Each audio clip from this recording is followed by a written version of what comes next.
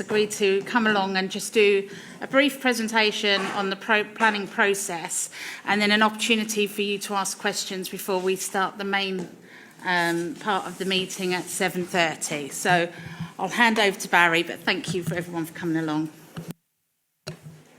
Thank you, Madam Chair. So it's not a detailed presentation. I want to give you as much opportunity as possible to ask as many questions as you like. Now, whilst I can't, make sure you can hear me, whilst I can't clearly talk about individual planning applications, and one individual application which you'll all be familiar with is still in the process, and I'm not in a position to answer specific questions on it, I may use that as an example of where that is in the process, just to let you know. So I'm Barry John Lomax. I'm currently the head of service, or at least for the next 2 weeks before I leave the council and go somewhere else. So I'm the head of service for the next 2 weeks that deals with development management, which involves dealing with planning applications and taking enforcement action. So I don't know how familiar any of you are with the planning process. I know Mr. Rob and Mr. Punch keep me on my toes with their missives to the department, so you are slightly probably more informed than others. But as I say, we deal with planning applications. Applications are submitted to the local authority, and we shall use the application at Hook Park, the proposed application. An application is submitted. That application has been submitted to the local planning authority. And when an application is submitted, it goes through a validation process. Now, that process is one whereby we check the documentation and the plans that accompany the application to make sure it meets with the requirements of the local authority's local validation checklist. The local validation checklist is a whole suite of documents which are required, which enable officers like myself to assess a planning application. We are going through that process at present with the Hook Park application. The application came in, I think it was sometime last week, is going through the process. When we go through an application, we check to see whether all the documents are there. Those documents are things like highway assessments, flooding assessments, environmental impact assessments on large applications, a whole suite, panoply of different documents which provide background evidence that enable me and my officers to assess an application based on evidence against planning policy. When we determine whether an application is valid, or let's assume that we have determined an application is valid, we then write to residents to notify them of a planning application having been submitted. We would also, for a large application, require the developer to erect or display site notices around the site, and we also advertise the application in the local press, the comment. So members of the public have the opportunity to review. It's also on the council's website. Residents are then given 21 days within which to make comments on a large scheme like Hook Park, which is subject to an environmental impact assessment. There's 30 days to make comments. Those comments are then submitted. We take those comments into account when we're assessing an application, and we assess an application in line with the development plan. The development plan for Kingston comprises the Kingston Core Strategy 2012 and the London Plan 2021, along with the South West London Waste Plan. Legislation directs, Section 38(6) of the Planning Compulsory Purchase Act. If anybody wants to have a soporific read to help you sleep in evenings, you can read that piece of legislation, or the Section 70 of the Town and Country Planning Act 1990. Both direct that local planning authority must make a decision in accordance with the development plan unless material considerations indicate otherwise. Material considerations of significant weight are things like the government's National Planning Policy Framework, submitted initially in 2012, has gone through numerous iterations, latest iteration being 2024. The National Planning Practice Guidance, which is a document that sits next to the NPPF and provides some extra detail on how you interpret some of the national policies found in the National Planning Policy Framework. And then we have a host of things like written ministerial statements. We have any statements made at the dispatch box in the House of Commons, any guidance produced by the Mayor of London in the form of London planning guidance or supplementary planning guidance, of which there are numerous. We have any supplementary planning documents produced by the local authority are material to be reviewed, and then any guidance produced by any of the national stakeholders, Natural England, Environment Agency, so on and so forth. We, as officers, would then review the evidence, take comments from statutory bodies, Transport for London, Highways England, Surrey County Council in the case of Hook Park, with part of the site being within Surrey County Council's demise, our own local internal stakeholders, environmental health, our own highways bodies, Achieving for Children, external bodies like the ICB, the Integrated Care Board, the GLA. We take all comments from a whole host of different people, and they provide comments on specialist parts, as you'll imagine, AFC on education, the ICB on social infrastructure. We then take those representations, we take your representations, we take the background evidence we've been provided, we then assess the application against the policies in the development plan and material considerations, and we ultimately arrive at a recommendation which on a very large scheme like Hook Park would ultimately be determined by politicians taking into account the recommendation which I ultimately, or a person who will sit in my seat in the future, makes to the committee. On its route to a committee, the application will come to a forum like this, so you'll be able to make your comments in an open forum.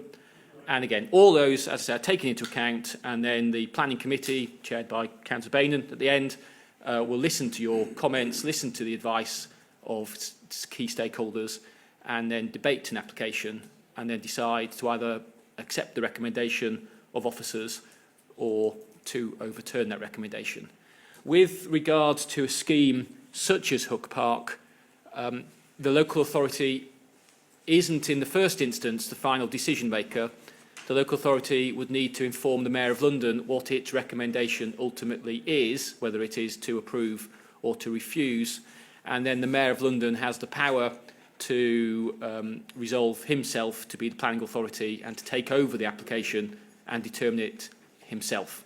So the Mayor of London does have that power. If the Mayor thinks that the authority is not making the correct decision, that's either not approving it or not refusing it, and the Mayor wants to have greater say in the process, he can recover it and make the decision himself. He has to make the decision in line, as we do, with the statutory provisions, the development plan, so on and so forth, but ultimately he can make the decision. And then ultimately, if the Secretary of State in the Ministry of Housing and Local Government disagrees with what the Mayor of London has to say, MHLCG can ultimately recover the planning application and make the decision themselves. Now, if the local authority, the Mayor, refuse the application, the developer will then have the opportunity to appeal that decision to the Planning Inspectorate, and then there would be, I imagine, a scheme of this scale would be subject to a full public inquiry, which would be presided over by an inspector, of which I shall be one in 2 weeks' time, who would then take evidence from either side, the developer and from the local authority, a cross-examination by barristers, and then the decision would be then made by an inspector on behalf of the Secretary of State. Now, I appreciate planning isn't the most interesting or sexiest of subjects, so I'm sorry if that's been rather boring 5-minute trot through the process. But if any of you have any questions, now I say I'm not here to talk about individual planning applications. I'm not, but I'll be happy for you to use as an example Hook Park in a tangential way, and I will try and respond without being too specific. But if any of you have any questions, back to Councillor Dunstan first, and then Sue, did you have a question? Yeah, can you just explain what an environmental impact assessment involves, please? Yes, so the Town and Country Planning Environmental Impact Assessment Regulations 1990 direct that if a proposal is likely to have a likely significant environmental effect on the environment, they have to produce what's known as an environmental statement. That environmental statement would then assess what impacts are likely on the environment, will include mitigation within the environmental statement, and then that is assessed as part of the planning application. So you'll see in an environmental statement different topic headings. So there'll be the use of natural resources, how this development would use natural resources. Is there a likely significant environmental effect from the development in its use of natural resources? If there is, how will they mitigate it? Will there be a likely significant environmental effect on air quality as a result of the development? If there is, how will they mitigate it? And that's all contained in what's known as an environmental impact assessment, which you'll see known as an environmental statement, and that accompanies the planning application. And that's why you have 30 days as opposed to 21 days to make comments, because it's a EIA application. And that's why we have 16 weeks to make a decision as opposed to 13 weeks, because it's an EIA application. And that's governed specifically by that piece of legislation, Environmental Impact Assessment Regulations 1990. So another soporific read if you wish to fall asleep this evening. Ian, did you have something? Could you just clarify that, I think you said that the Hot Park application's gone in. Could you just clarify typically what you'd expect the time frame to be? I think you touched on a few dates there, but what would be the time frame from here to a final decision, assuming it actually went to the Secretary of State? So government have timeframes for all types of applications, although they don't take into account the complexities of individual ones. But this application, from the day it's valid, should have a decision made within 16 weeks. That is what government say is the target for these types of applications. Now, I can't direct you to any major application that's been dealt with within 16 weeks, not in Kingston, but in any local authority, and I've worked in many of them. So I would suspect by the application, if it's valid, should be validated this week. That's assuming it has everything with it. If it doesn't, we write to the developer saying you've missed these key bits of information. If it is valid, if it's christened valid this week, its validation date will be the day it came in, so we will have lost a week. And it takes a long time to read through all the documents that are submitted and redact all the information and check it. Then you have the 30 days in which to make your representations. Within that time, the Mayor has 6 weeks to make his initial thoughts known. So then, by the time the Mayor comes back, we're already at week 7, week 8. We're then very, if not in the depths of, very close to the Christmas period. I imagine we're in the Christmas period, so there won't be any opportunities for a public forum to hear it. So there'll have to be a public forum, I suspect, in January, if the application's in a fit state. Whilst that's going on, officers will be reviewing all the documentation, we'll be looking at the viability reports, the environmental impact assessment, we'll be looking at comments from key stakeholders. When we get to around February time, we will then start crystallising what our recommendation is likely to be. We'll see whether there's minor parts of the application which need to be corrected. And then, in an ideal world, we'll be looking at a decision being made in the first quarter of next year. Which sounds like a long way away, but of course it isn't. It will soon be upon us. Oh. Yeah, a couple of days ago I was listening to a recording where the chair introduced a new planning officer in 2014, I think, was Barry Lomax, right, at the South Borough School, about the planning commissioner across the road there. I'm pleased that I heard you're actually going to do one of the appeals, are you, before you go? Unfortunately not. Timings don't allow. My last day's on Friday, the appeal's on Monday. Yeah, well, I wish you well. I know we haven't seen eye to eye for a lot of times, and I've annoyed you quite a few times. It's not unusual. no, seriously, I mean, it's not unusual. But I just wish you well for the future, you and your family, you know. Very kind. Can I say on that point, and it is important, yeah, but just on that point about maybe we haven't seen eye to eye all that often, but you've always been very courteous in the way you might not have seen eye to eye. So thank you for that. Yes. So we've got two really important appeals coming up for Bristol Inspectorate. One is for Green Lane and one is for down here at Walton. It worries me now because one thing I've always admired, you're excellent at your job, and it worries me, have we got someone replacing you just as good? Well, it's not for me to judge whether they're as good. That would be for you to judge whether they're as good as I am. But we are sourcing people to particularly take on the appeal at Kenwood. Now, as I'm not sure how many people in the audience are familiar with what's going on in Green Lane, but that has taken a long time in the High Court, injunctions, a lot of work has taken place. That public inquiry sits on the Monday, the 17th, I think. We were wondering why it's been to court and we're having an appeal when there should have been a judgment from the court. The court did judge on granting an injunction. Oh, right. And so we have an injunction. So we have an injunction to arrest what was going on site, the importation and the use. But of course, unfortunately, I don't have, or the council for that matter, have any physical powers to restrain anything that goes on. We have to follow due course and legal processes. We have, with the support of the local members and this committee, expended significant resources, both in terms of officer time and the pounds, shillings and pence, to go to the High Court, to get the injunction, to get the evidence to enable us to be successful at an interim injunction, at then a full injunction, and now to prepare for the public inquiry, which sits a week on Monday. I won't mention any more, but I went to the last one, and I won't say any more than that. You know what my opinions were about that. I just hope we have somebody that is going to stick up, really good, to stick up for our side this time. Well, on that, Green, the Malden Rushet stables, where that may be an opportunity or an example of us not seeing eye to eye. However, you made your thoughts known. We worked with your local councillors to then challenge that decision in the High Court initially, was successful to overturn what we saw as an erroneous appeal decision by an inspector. They then appealed it in the Court of Appeal, and we successfully batted it off in the Court of Appeal, and now we're in the process of a hearing which sits the week after the public inquiry on the 21st.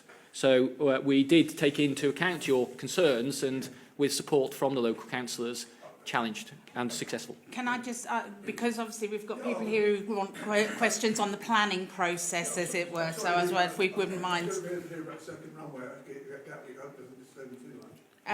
Colin, did you want to come in on On the Russian slaves, I thought they were told to remove that portal, mobile number from site by the High Court, and they haven't. And I can understand they've been told by the High Court to move it. Why haven't they? Unfortunately, and this is the issue we have at the situation at Green Lane, the High Court, the injunction process is wholly separate to what the planning process is. So nothing stopped them from applying for permission for the caravan again to retain it, which they did, and then that was held up at the inspectorate for years. I can't even remember now when the hearing sat. That must be two or 3 years ago, and then all the court processes. So it's been a long time in the process. It's a delaying tactic, isn't it? I couldn't say, but you might say that. Sue, did you have a question? Yes, I just wondered if because we had a look on the website and couldn't see the Popular application, how soon will we be able to see it on the council website? So as soon as it's valid, which is hopefully will be, well, we're on Wednesday already, Thursday, Friday this week, it will then go live. But the 30-day will only start for residents when it is on our website. So it's not being held back. As soon as it is on the website, you will have 30 days to which to comment.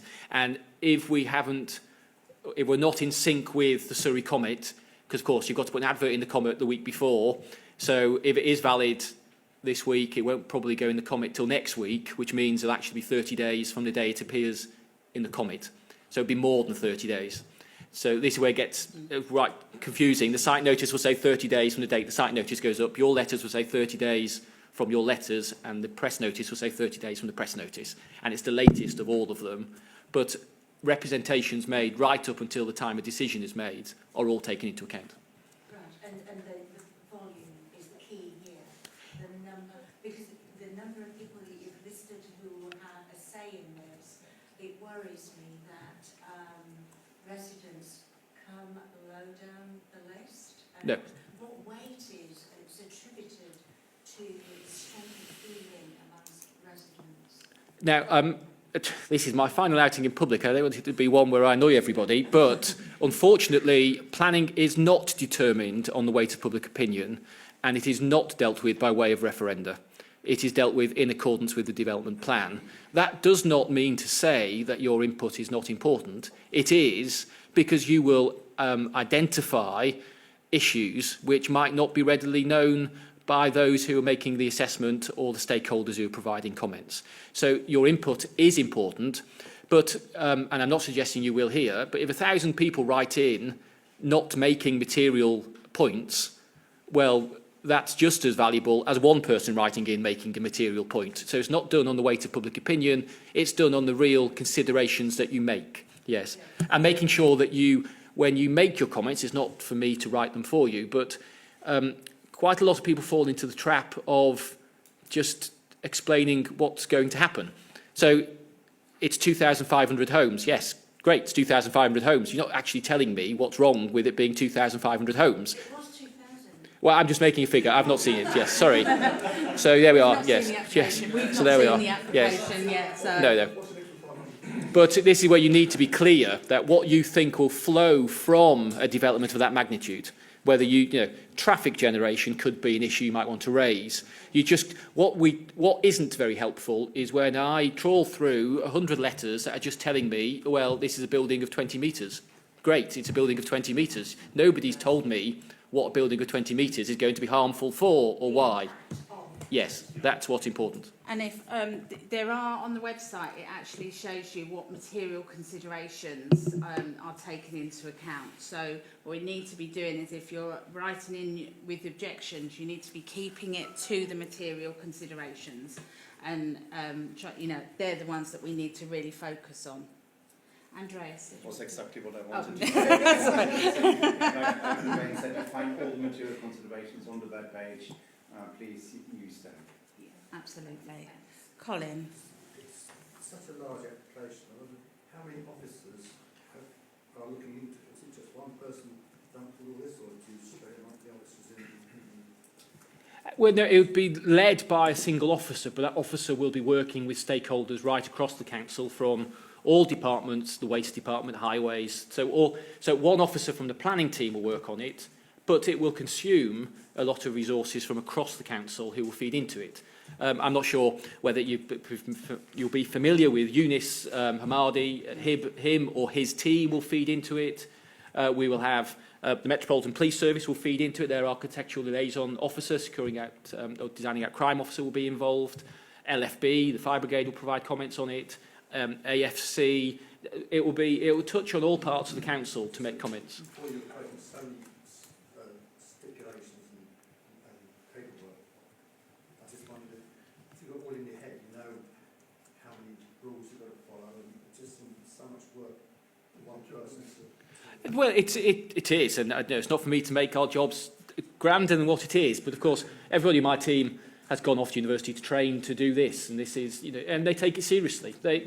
Nobody sits in my chair or in my team wanting to make your life difficult or to impose on you developments. They have to follow the statutory code, make assessments in line with legislation, and ultimately arrive at a decision. And they are decisions that you may not like, and there's decisions that planning officers make where I live that I don't like, but they follow the process. And, you know, that one person who will ultimately be in my team will go through this with a fine-tooth comb, and they'll dedicate an inordinate amount of time to making sure that the job is done properly. Is due diligence, I haven't got front tooth at the moment, so I can't say a certain word. Due diligence, anyway. It's part of the planning process. Something like to the 2,000 homes at Hook, the company doing it have actually got the money and the backup to actually go through with the whole project. We've seen so many projects now where, I know it's a DOE project, but the school at Moore Lane, I mean, they chose a contractor that went rogue. I mean, and we've seen the changeover of people owning toll, the single part. You know? So is any part of the plan process they go through due diligence to say that they've got the money to actually take this through? You know? So the planning authority deals with the development, not the developer. We are blind to who the developer is, because when permission is granted, if it is granted, it runs with the land, not with the individual. Right. So the only time that we might, as a local authority, be cognizant of the viability of a developer is when it comes to assessing their viability assessment when it comes to affordable homes. But you know, it's not uncommon for a developer to get permission and then flip it on to somebody else. That's the way the development industry works. Yes. Mm-hmm. Anyone else got any other questions at all? No? Are you sure? This is your opportunity to... Sorry, Colin, and then... sorry, is it David? Yeah, thank you, Colin. Back on Signal Park, when it first came out, there was 700 homes. It then went through as part of 750. Then, I think, then the mayor got involved, or you turned it down, I think, and then they developer challenged it, and they said, well, no, you can do 1,200. 900. And then it's 1,200. This is supposed to be a suburban area, but no, it's not suburban. I just wonder how you've gone from 700 homes to 1,200 homes, or why they push it through, not you look like it, but why they managed to push it through and change the environment 700 to 1200 or 2000, whether it's going to be. Well, all applications are assessed in line with the development plan, and if it meets policies at that quantum of development, it meets policies. Now, you mentioned, Mr. Robb, about the financial might of some of these developers. Now, you will know that Mayor Bergman applied for 750, was refused 750, and we both sat on the same side of the appeal and were successful in refusing 750 and having it dismissed at appeal. So, whilst they may have the financial might, doesn't necessarily count for much. They had a QC at the time, quite right, and we did. We had QC and me and you and Councillor Self at the time and others representing the authority, and were successful. So the council does not, and I know you may think we do, and I may not persuade you that we don't, but we don't act in some supine way and just accept when a big mighty developer says we're doing something. We refused the scheme on Surrey House, the scheme by the Guildhall that's now Unilever headquarters. That went to a public inquiry. We were successful. You know, when the decision is the wrong one for the authority, we refuse it and we stand by our decision with the support from your local councillors. David. Borough's under massive transport pressure already. Is there anything in sort of upcoming regional or local plans that alleviate the transport pressure? We already had Crossrail 2 seems to have disappeared, and Hook Interchange is just creaking under its 1959 nonsense. Is there any plans to upgrade any of this if we're going to have more development? Well, I can't talk in general about highway improvements, because that would go through the strategic local plan process about whether there will be highway improvements. Well, every large development will need to go through a detailed highway impact assessment to understand what the risks are. Now, this scheme has the unfortunate situation of brushing up against 4 highway authorities. They propose to access on Surrey County Council land. They are a highway authority. They will have an impact on the A3, so Highways England will be the highway authority. They will have impact on TfL Road, so TfL will be a highways authority, and they impact Kingston's Road, so RBK will be a highway authority. So they will come up against all 4 possible highway authorities who will all be scrutinising this to make sure that if there are impacts, that either they are mitigated, or if they are severe, and the National Planning Policy Framework tells us that we should only refuse development if the cumulative impacts of development are severe or they have an unacceptable impact on the highway network, taking into account any residual improvements. It's to be refused, and we will be looking to make that assessment in line with those 4 key highway partners feeding into the process. Wouldn't you need that land if you're going to upgrade the interchange? Well, these will... Well, that is something that those 4 highway authorities will feed into the process when looking at this planning application. If they think that land is necessary to be safeguarded, there are legal routes they have to go through safeguarding land. None of the land is legally safeguarded, but this will certainly be an opportunity for all 4 of those key actors and agents to be a vital part in the process. Anyone else? Okay, well, thank you very much, Barry, for coming along this evening. We do appreciate it, and I hope that everyone's found it really useful, which is great. Thank you. Yeah, and wishing you all the best Thank you very much. for your next adventure. So thank you.